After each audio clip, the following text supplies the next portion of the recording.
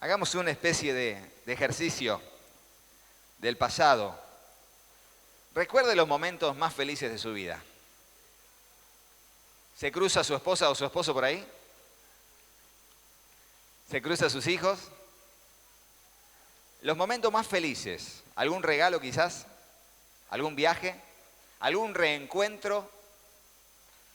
Los momentos más felices de nuestra vida. Inolvidables. Es el cofre de los recuerdos que afuera dice, gracias Dios. Y lo abrimos y ahí hay recuerdos inolvidables. Quizás campamentos, momentos en la presencia del Señor. Momentos inolvidables. Realmente momentos felices. Donde no hay quizás una experiencia que nos haya marcado. Simplemente es, wow, qué lindo haber visto eso, haber escuchado eso, o haber estado con tal persona. Qué lindo, qué linda experiencia. Pero no sé si te haya dado un momento de crecimiento, como lo que significa haber pasado por una prueba. Entonces ahora le voy a pedir que recuerde un momento de prueba en su vida y todo el proceso. Porque cuando hablamos de prueba hablamos de examen, cuando hablamos de examen hablamos de aprobar o desaprobar. Pero una prueba en el Señor siempre tiende a que nosotros aprobemos, que nos vaya bien y que aprendamos lecciones para no volver a cometer los mismos errores o simplemente para superarnos a nosotros mismos y creer que Dios puede extender nuestros límites. ¿Cuántos dicen amén? Entonces cuando pasamos por ese momento no entendemos mucho, no lo comprendemos muy bien. De hecho, en nuestra incredulidad puede surgir alguna pregunta, Señor, ¿por qué a mí? ¿Por qué no a otra persona? ¿O por qué no a otro que se lo merece y no yo? Que solamente hay un silencio del otro lado, no hay respuesta. Son esas preguntas sin respuesta que hacemos en nuestro estado, a veces en necedad, por no entender la circunstancia en la que estamos pasando. Bueno, hoy pasó a que le cantemos el feliz cumpleaños la bebita, ¿no? Mailén. Y bueno, ya no sé cuánto hace, unos 8 meses hicimos un testimonio con la familia, ¿no? Así que quedó grabado, lo puede ver en YouTube. Ahí está el testimonio de los chicos de haber pasado por la prueba que pasaron. Y hoy la vemos tan crecida, tan gordita, hermosa la nena. Pero ¿saben qué? Ese testimonio queda para la posteridad. Para cuando Dios, si viene alguien antes, nos vamos todos. ¿Amén? ¿Nos vamos todos en el arrebatamiento? Sí, en primer fila ahí, saliendo volando, mirando al cielo así, todo así. Pero si Dios todavía no viene, Jesús no viene a arrebatar a su iglesia y estamos aquí todavía, la misma Mailén con sus 14, 15, 20 años va a poder ver el testimonio de sus padres y va a recibir una palabra de aliento. Aún si pasa ella por una prueba similar. ¿Cómo las pruebas que Dios permite en nuestra vida son un mensaje aún para nosotros mismos? Para nosotros mismos. Y eso no nos tenemos que olvidar y no tenemos que permitir que la prosperidad de mañana nos haga olvidar de aquellos momentos de prueba que pasamos. Ese momento de nuestro pecado fue tan terrible en algún momento. En nuestro pasado, nuestro pecado generó tanto malestar en nosotros y en otros que decidimos cambiar, decidimos darle la espalda a ese pecado, odiar ese pecado y cambiar. Pero por alguna razón pasa el tiempo y nos olvidamos de aquel mal olor, de aquel desecho que era nuestra vida, y por alguna razón, estando en el presente, somos tentados a volver a esa actividad que hacíamos, a ese vicio, a esa forma de pensar, o a ese, ¿cómo decirlo?, ese lujo carnal que nos dábamos de pecar rebeldemente contra Dios o pecar contra alguien. Y algo nos hace pensar que es agradable nuevamente hacer eso. ¿Pero por qué? Porque nos olvidamos de dónde salimos, de dónde Dios nos sacó. Y cuando pasa eso, entramos en un momento de insensatez, donde no podemos explicar por qué, pero nos tienta aquello que antes odiábamos, porque fuimos libres a través de la gracia de Dios. Y ahora el que es libre termina siendo voluntariamente un esclavo a propósito. Y aquel que menciona a Satanás como aquel que fue vencido. De hecho, yo he escuchado un montón de gente diciéndome, el diablo fue vencido, el diablo fue vencido. Y después lo he visto enmarañado, enredado en situaciones muy complicadas de pecado o de engaños. Y yo le he dicho, bueno, al final fuiste vencido por el vencido. Fuiste vencido por el vencido. ¿Por qué pasa eso? Porque bajamos la guardia. Y porque no nos acordamos de dónde Dios nos sacó y de qué momento Dios nos sacó. Y hoy en medio de X causa, ¿no? Hoy en medio de la abundancia renegamos porque no tenemos más. Y cuando Dios nos sacó de la pobreza estábamos contentos con lo poco que teníamos, agradecidos por la salvación que Dios nos había dado. ¿Me explico lo que es la carnalidad? La debilidad humana, la vulnerabilidad de nuestra mente, que está sujeta a pasiones y deseos que solamente pueden ser aniquilados mediante una vida espiritual. Hablando de todo eso y mientras íbamos dando vueltas por todo eso a lo largo de toda la reunión y lo que fue pasando, quiero compartir con ustedes el capítulo 8 del libro de Romanos y que nos quedemos ahí, Mientras la va abriendo la Biblia o ya se está poniendo allí la filmina, arriba, el proyector, quiero leer con ustedes, casi sacado de contexto, a propósito, para llamar su atención, el versículo 28. Y sabemos que a los que aman a Dios, todas las cosas les ayudan esto es, a los que conforme a su propósito son llamados. Qué bueno ese pasaje. Todas las cosas nos ayudan a bien. Y hoy en día, en la actualidad, hasta se pueden escuchar mensajes orientados a esto para generar prosperidad económica, para generar, avanzar en nuestros emprendimientos, para generar estrategias de mayor avance en lo que son estrategias, alianzas estratégicas y lo demás. Sin embargo, el apóstol Pablo tenía un contexto en el que escribió la carta de Romanos y hablaba sobre todo de la pecaminosidad del hombre. Hablaba sobre todo de todo lo que significaba una lucha espiritual que había en el ser humano, que era invencible. Era una lucha en la que siempre el ser humano iba a ser derrotado.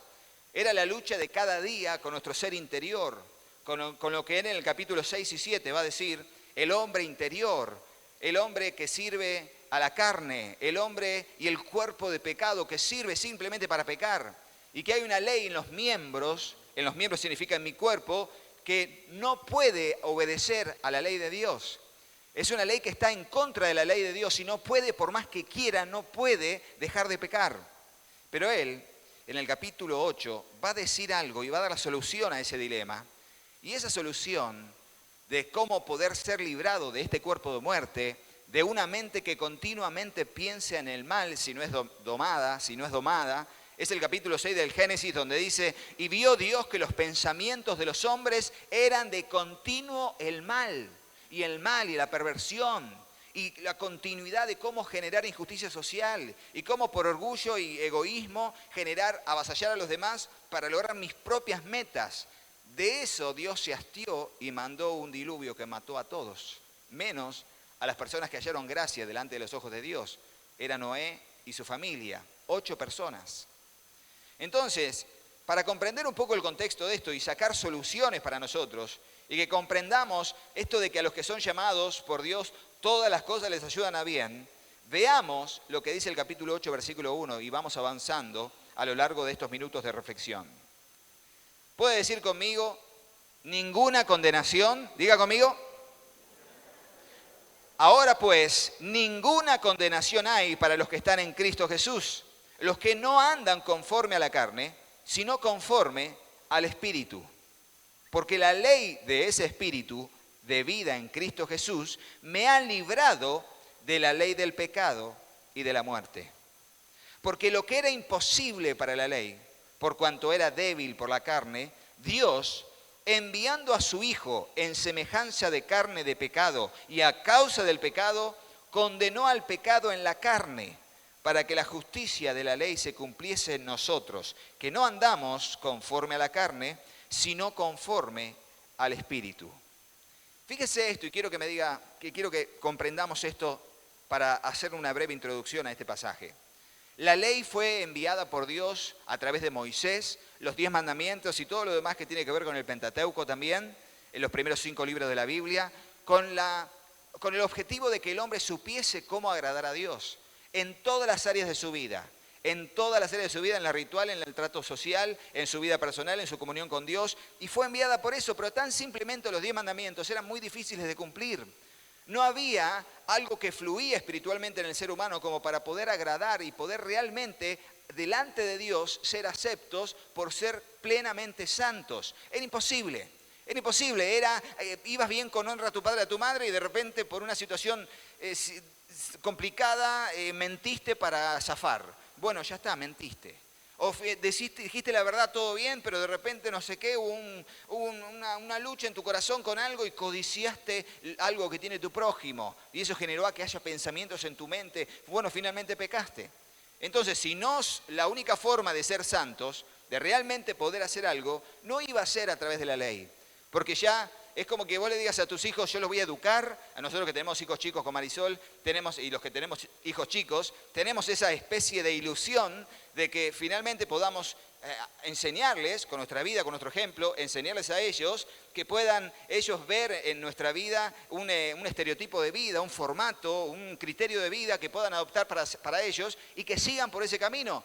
Pero aun que nosotros seamos, quiero decirles, personas intentando todos los días vivir una vida para agradar a Dios y todo, ellos tienen que elegir y van a tener que elegir cuando sean adolescentes.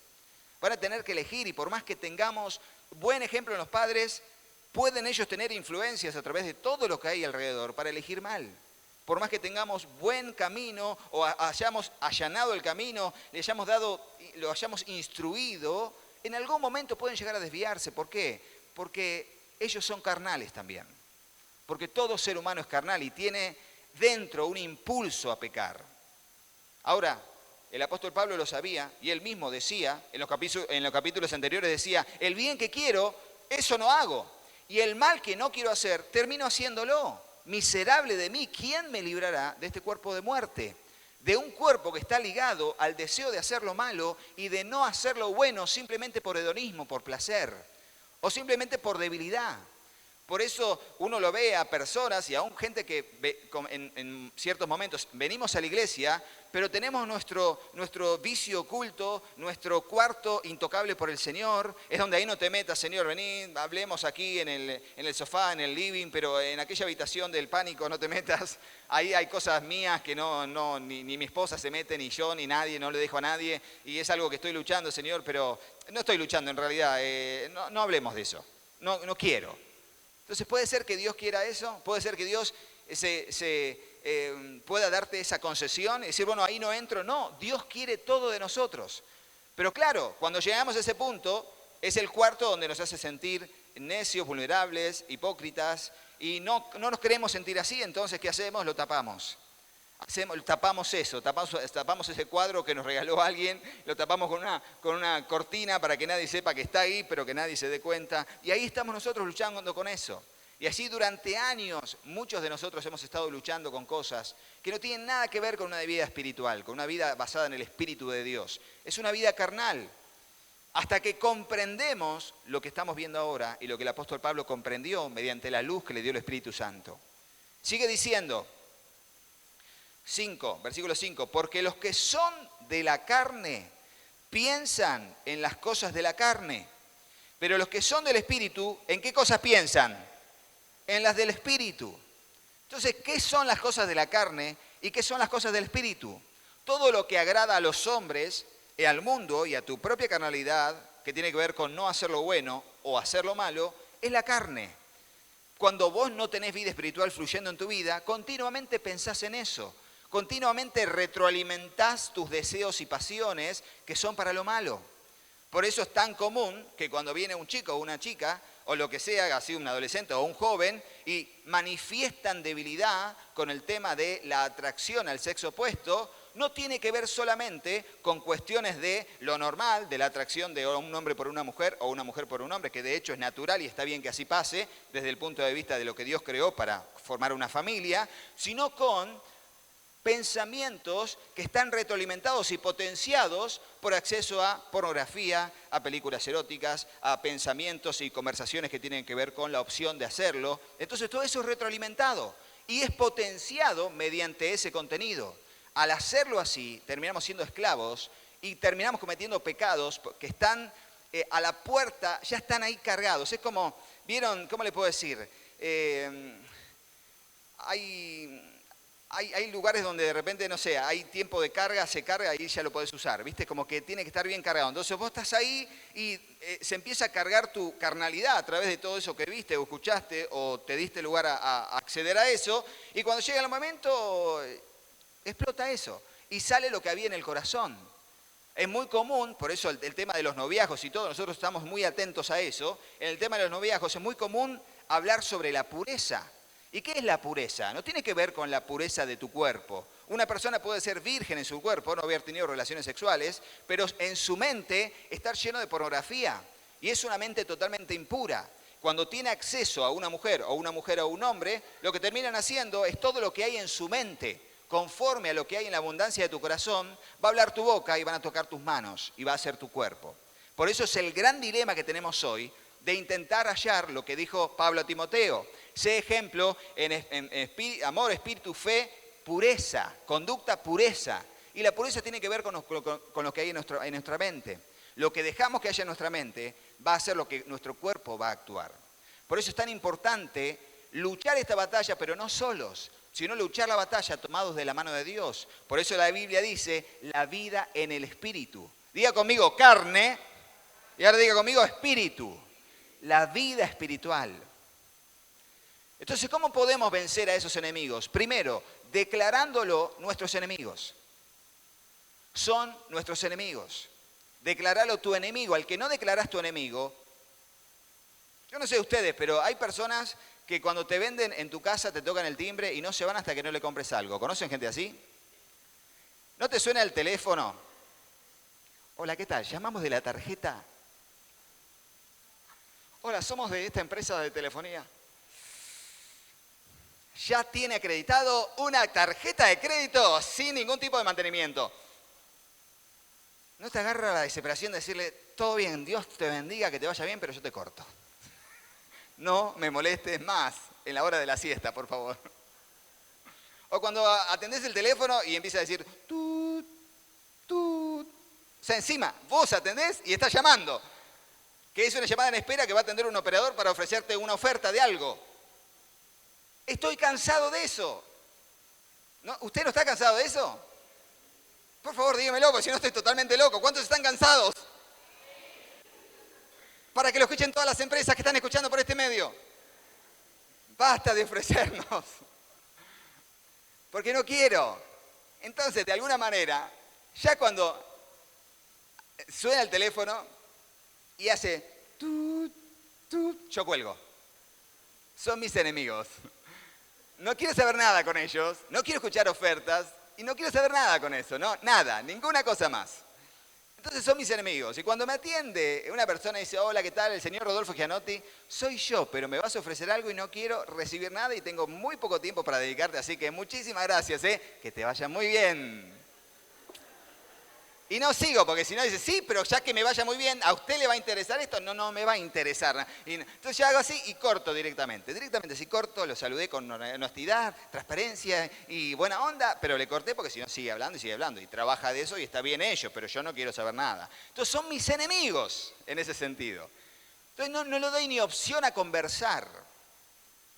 Andá a decirle a Eva, yo le hubiera dicho, mirá, yo creo que Dios lo permitió por eso, pero yo le hubiera dicho a Eva, Eva, no comas del árbol de la ciencia del bien y del mal y no se te ocurra conversar con la serpiente.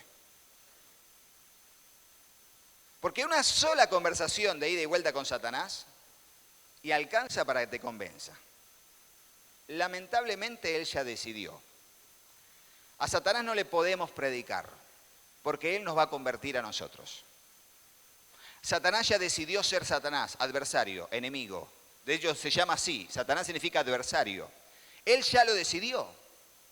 Y él ya decidió convencerte a vos o a mí, que somos vulnerables, de que esta vida cristiana es un muy mal negocio.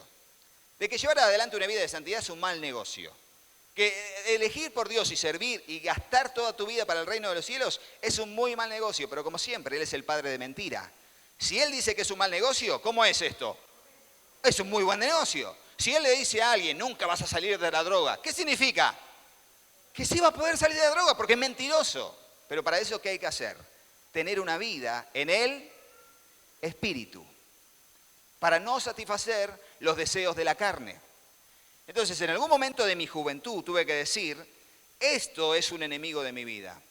Esto será un enemigo de mi relación de noviazgo. Esto va a ser un enemigo en mi relación de matrimonio. Esta actitud va a ser un enemigo en mi relación con mi ministerio en el reino de los cielos. Lo declaré mi enemigo y cuando suena el teléfono, ni ir batiendo casi. Pero así, con esa metáfora, así para que se entienda el ejemplo.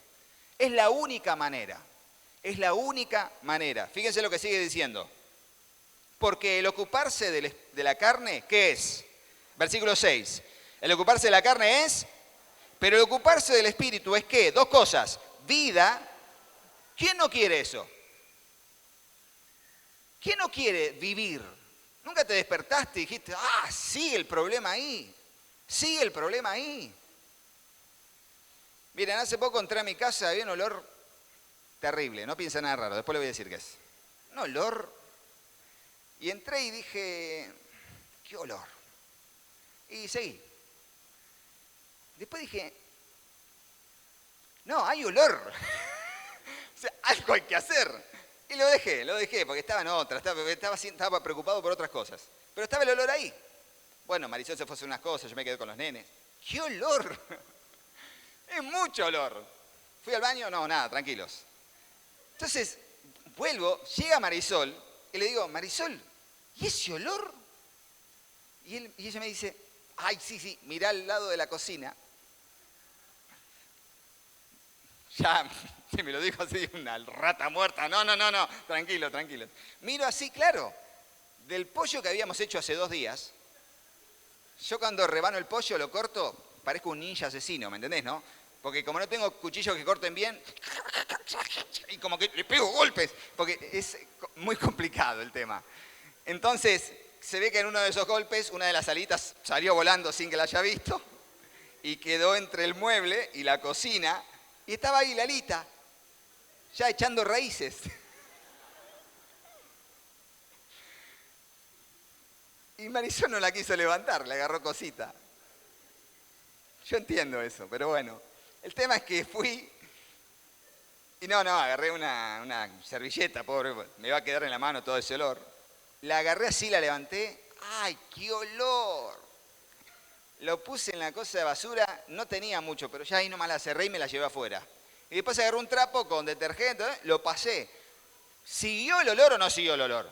Sí, pero a las 2 horas no había más olor. Entonces, ¿qué quiero decirte con esto? Que es una anécdota de la vida cotidiana. Hasta que vos no enfrentes tu olor y agarres eso que está dando olor, identifiques lo que está dando olor y acciones para cambiar la situación, eso va a seguir ahí. Pero te voy a decir que es lo peor, acostumbrarte a ese olor y obligar a los demás a que se acostumbren a ese olor. Y el que tiene oído, que oiga. No codee a su esposo, por favor, se lo pido. Entonces, qué bueno que es tener vida y tener paz. Vida y paz. Paz para conmigo, paz para con Dios y paz para con las demás personas. Es extraordinario esa vida. Es donde te despertás y el día, lunes, es un gran día. ¿Cuántos dicen amén? Justo tenías que tocar ese tema. Para mí el día lunes era el peor día de la semana. El domingo a la noche y el lunes hasta el mediodía. Era terrible, una depresión. Tenía padre, decía, padre, puedo escribir los proverbios más tristes este día. Y yo decía, qué mal esto. Hasta que después me di cuenta de que realmente estaba haciendo lo que quería, me encantaba trabajar de lo que quería, empecé a amar lo que hacía, a ser agradecido, a tener una actitud de acción de gracias. Y cuando empecé a hacer y a valorar mi trabajo, realmente no es que cambié de trabajo, era el mismo trabajo, pero cambié mi mentalidad. Y saqué esa actitud mala y el lunes fue un gran día. Realmente el lunes es un gran día, por lo menos para mí y para los que dijeron amén. O lo dijeron de amén por decirlo. Pero finalmente es así, vida y paz. Por cuanto los designios de la carne son enemistad contra Dios. Porque no se sujetan a la ley de Dios ni tampoco pueden. Y los que viven según la carne no pueden agradar a Dios. Entonces los que estamos ahí, pensando, retroalimentando las cosas de la carne, ya estamos en una guerra que hemos perdido pero literalmente perdiste esta guerra. Pero seguís con actitud de vamos a permanecer porque pensás que porque estás en la guerra todavía hay opción de ganar, pero ya perdiste. Y declararte perdido te va a ayudar a rendirte. ¿Rendirte delante de quién? De Dios. Rendirte, no podés. No, por más que lo ocultes, por más que nadie lo sabe, por más que, bueno, son cositas que yo hago y que no me generan mal a mí, tampoco a otro. No te engañes. Tarde o temprano, la alita va a largar olor. Pero el apóstol sigue acá diciendo, ¿no? Y le habla a la iglesia, a nosotros. Mas vosotros, versículo 9, no vivís según la carne, sino según ¿qué? El Espíritu. Si es que el Espíritu de Dios mora en vosotros, aclara el apóstol Pablo. Si alguno no tiene el Espíritu de Cristo, no es de él. Pero si Cristo está en vosotros, el cuerpo, a la verdad, ¿cómo está? Mas el Espíritu, ¿qué hace? Vive a causa de la justicia. Y si el Espíritu de aquel que levantó de los muertos a Jesús mora en vosotros, el que levantó de los muertos a Cristo Jesús vivificará también vuestros cuerpos mortales por su Espíritu que mora en vosotros. Por el Espíritu Santo es que podemos realmente elegir vivir una vida alejada del pecado y una vida activa para lo bueno. Solo por su Espíritu Santo. El tema es que cuando dejamos de congregarnos, cuando dejamos de orar, pero no orar acá en la iglesia, ¿eh? Acá en la iglesia oramos todos. Cerramos los ojos, levantamos las manos o no, pero acá oramos todos, con los ojos abiertos, con los ojos cerrados. El tema es en casa. El tema es en el secreto del cuarto, ¿viste? Ve a tu cuarto, tu Padre que ve en lo secreto, recompensará en público. Cuando perdemos esa comunión con la palabra, donde acá leemos la Biblia todos y escuchás lo que alguien dice en una plataforma, pero en tu casa escuchás lo que Dios dice a tu corazón a través de la lectura devocional. Cuando perdés eso, perdés mucho. ¿Por qué? Porque es como ir a una guerra sin armas. Es como ir a una guerra con aptitudes físicas pero sin armas. Tarde o temprano la flecha va a llegar y no va a estar el escudo de fe, para apagar los dardos encendidos del maligno. Por eso es tan importante que nuestra fe se retroalimente con la lectura diaria de la palabra del Señor. Como quieras, de tapa a tapa, en cualquier lado, sistemática, así aleatoria, no importa, pero leamos la palabra del Señor y oremos en nuestra vida, en nuestra familia. ¿Para qué? Para vivir en el Espíritu.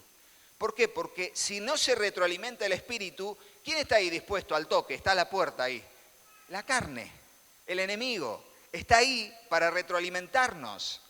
Por eso prefiero mandar videos o versículos de la Biblia y no recibir continuamente patadas del enemigo a través de frases, de videos, de confrontaciones de enemigos que vienen a querer avasallar mi santidad y mi relación con mi esposo y con mis hijos. Y aún con la iglesia. No lo quiero permitir, porque ¿qué son de mi vida? Enemigos. Los declaré mis enemigos. Y no me siento a comer como un enemigo, no me siento a ver con mi enemigo, no me siento a escuchar con mi enemigo. Versículo 12. Así que, hermanos, deudores somos, no a la carne, no le debéis nada a la carne para que vivamos conforme a la carne. Porque si vivís conforme a la carne, ¿qué dice ahí? Moriréis. Mas si por el Espíritu hacéis morir las obras de la carne, ¿qué dice? Viviréis.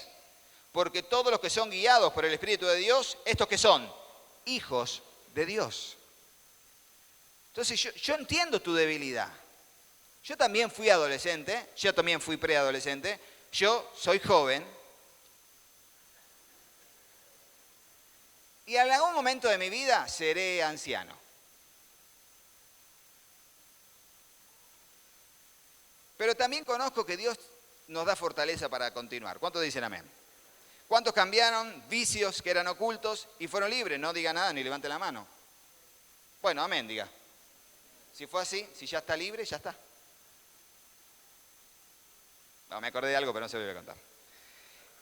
Y si hijos, ahora dice, ¿no? Ahora bien, dice el versículo 15, pues no habéis recibido el espíritu de esclavitud para estar otra vez en temor, sino que habéis recibido el espíritu de ¿qué? De adopción, por el cual clamamos, Abba Padre, papá papito. Abba es como papito, es una expresión de cariño hacia un padre.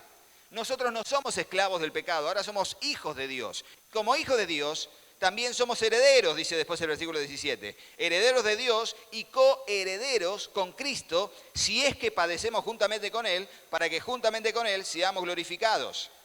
Pues tengo por cierto, y acá Pablo va a meterse en algo que cualquiera de nosotros diríamos, por favor, no, porque hablamos de la vida cristiana como cosas buenas que te pasan, como testimonios que contás frente a todo lo bueno que Dios permitió en tu vida, donde vos te ponés y decís, ok, bien, sí, pero esa es una cara del cristianismo. El cristianismo tiene dos caras. La cara de la abundancia, de las buenas obras que Dios nos permite ver y las consecuencias inevitables de esa, y la otra cara, que es la misma moneda que tiene que ver con las aflicciones por nuestra fe radical en el Evangelio de Jesucristo. ¿Cuánto estamos dispuestos a ser avasallados por otras personas que creen diferente, que vienen con diferentes ideologías, aún dentro del Evangelio con diferentes ideologías en el Evangelio, diferente doctrina, otro mensaje? ¿Y cuánto estamos dispuestos a padecer por eso?